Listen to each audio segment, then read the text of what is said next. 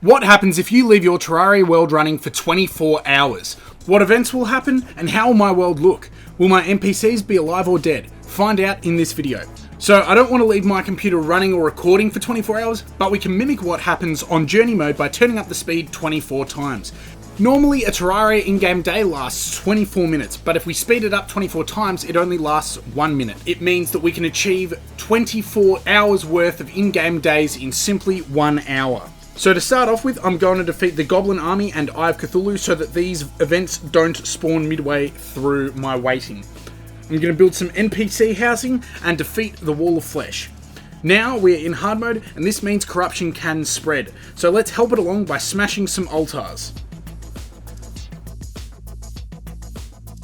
Finally, the last thing I'm going to do is defeat the mech bosses so Chlorophyte can spawn. So let's see what happens in 1 hour. Originally, I was going to record the whole thing in the 24 hours to show you what events occurred, but unfortunately, my computer started lagging a lot when I sped up this much.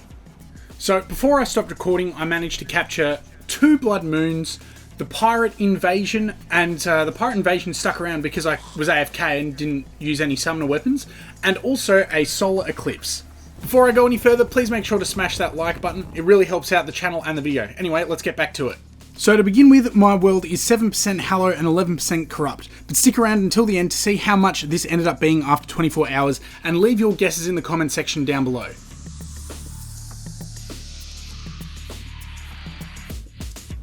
After 1 hour at 24 times speed, my world looked very different. My spawn, as you can see, was covered in Hallow, but first I had to take care of some pirates.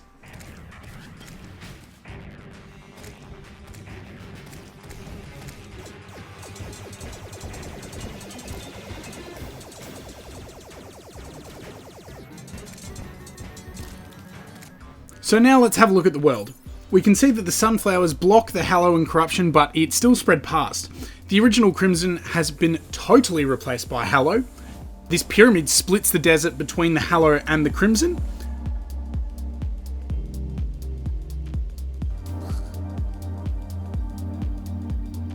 And living trees and a jungle have blocked off the Crimson on the other side of the pyramid, meaning that it has not spread to the far right side of the world.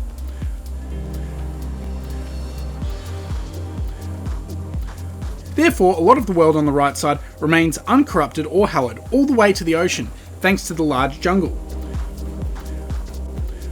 Meanwhile, on the left side, just past spawn, the Hallow is immediately blocked by living trees.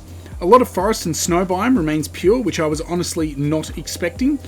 However, on the left side, the Crimson stretched past the living tree to the dungeon, which blocked it off. So in the end, a lot less of the world ended up being corrupted than expected. However, let's take a look underground.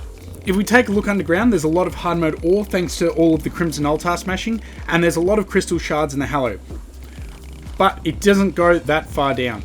The underworld remained relatively unaffected. Now let's check out the jungle.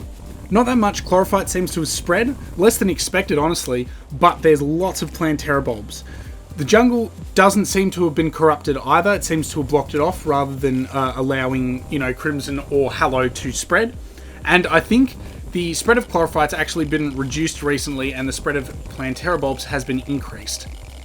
So let's see what percentage of the world ended up being corrupted in Hallow.